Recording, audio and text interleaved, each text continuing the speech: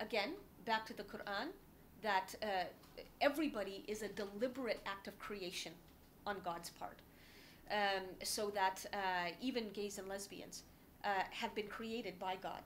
And for those who say that they are somehow misfits or abominations, what they're really therefore saying is that Allah makes mistakes. And I would like to know how they reconcile this notion that Allah makes mistakes with the widely accepted view that Allah is omniscient, all-knowing, and omnipotent, all-powerful. So reconcile that one for me, guys. As for interfaith marriage, once again, ijtihad is where it's at. So obviously, there is a deep thirst for these ideas among a new generation. And if I can, with my interpretation of Islam and the exercise of ijtihad, if I can stop Muslims, young Muslims, from walking away from Islam by realizing that they can be faithful and thoughtful at the same time, then really, I don't see what I have to apologize about. Maybe I'll apologize to God on the day of judgment.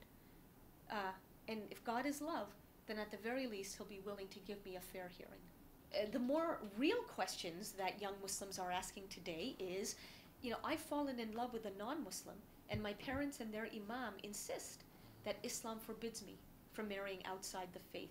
Is this true? Do I really need to give up the love of my life in order to retain my faith? And I asked an imam to exercise ijtihad and to interpret, or as the case may be, reinterpret the very verses of the Quran that have traditionally been used to stop interfaith marriage. Well, I'm happy to tell you, not only did he do exactly that, but he actually came up with a blessing of interfaith marriage from the perspective of the Quran.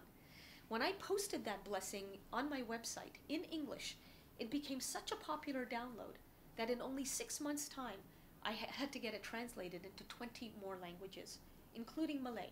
I don't apologize to anybody for my vigorous advocacy of human rights.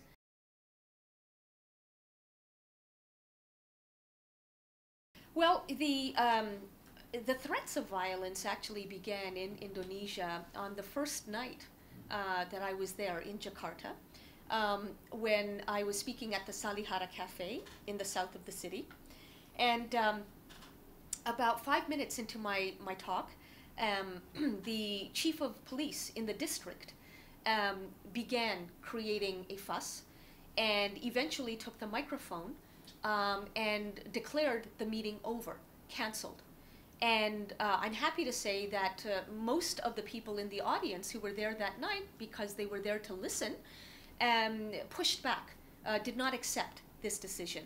And as they were negotiating with the chief of police, the Islamic Defenders Front, along with their leader, came to the community center and the cafe and began shouting their slogans.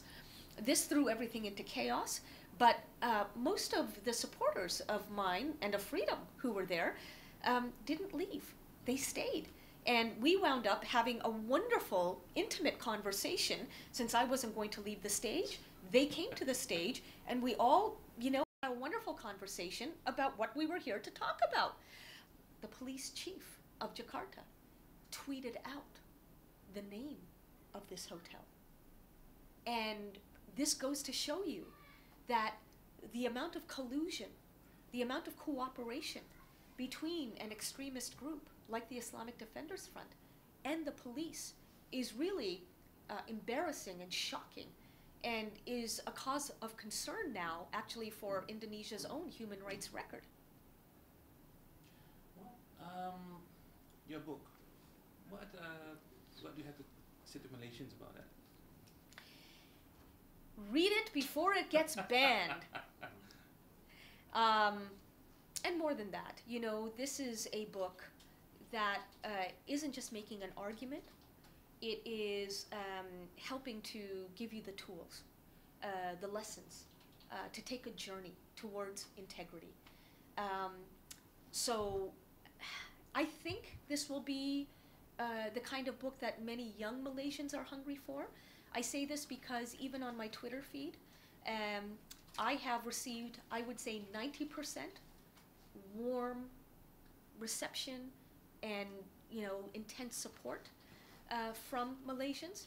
And so clearly, again, in this country, there is the desire for faith and freedom. And I hope that this book will give you the non-violent, you know, armament with which to speak your truth to your community for a greater good. MalaysiaKini.com. Udah Malaysia Kini. Oh, di Malaysia Kini, Malaysia Kini.